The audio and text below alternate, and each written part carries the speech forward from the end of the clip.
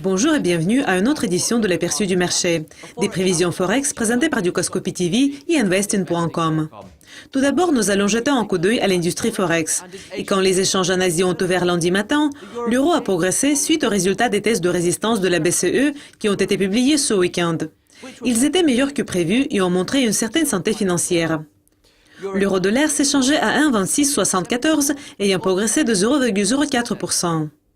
Le résultat final des tests de résistance a montré qu'on a besoin de trouver encore 12,7 milliards de dollars. Les plus grands problèmes des banques centrales ont été trouvés en Italie, à Chypre et en Grèce. L'euro s'est renforcé un peu par rapport au dollar vendredi, comme la confiance des consommateurs de l'Allemagne s'est améliorée. Ailleurs, lundi matin, le yen-dollar s'est échangé au niveau de 0,07% jusqu'à 108,23. Et le 6 $ s'est changé à 0,8805 ayant progressé de 0,15%.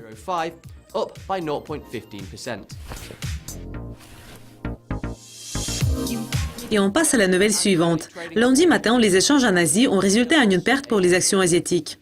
La cause, c'est un retard pour le programme d'échange qui aurait permis plus d'investissements étrangers en Chine continentale. Le programme devrait relier Shanghai et Hong Kong. Mais la raison de ce retard est que le programme n'a toujours pas reçu l'approbation réglementaire. La nouvelle date de lancement n'a pas été fixée pour le moment.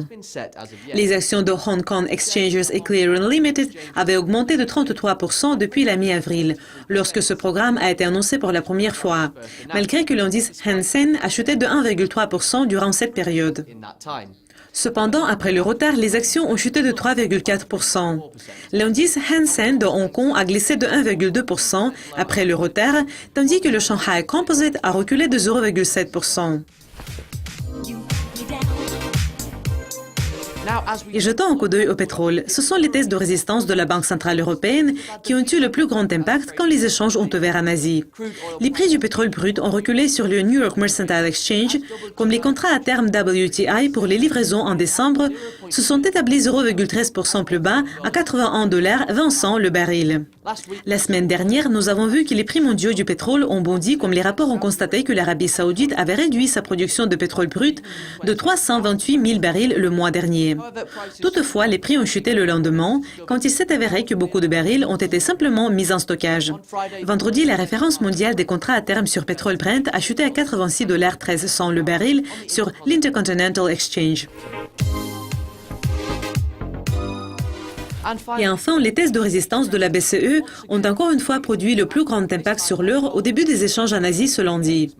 Sur la division COMEX de New York Mercantile Exchange, les prix de l'or ont légèrement reculé, comme les contrats à terme sur l'or pour les livraisons de décembre s'échangeaient à 1230,20 $ par once, ayant baissé de 0,06%. Les contrats à terme sur l'or ont légèrement progressé vers la fin de la semaine dernière.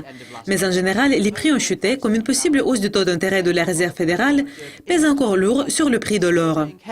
Sur le COMEX aussi, les contrats à terme sur l'argent pour les livraisons en décembre s'échangeaient 0,07% plus bas à la clôture des échanges.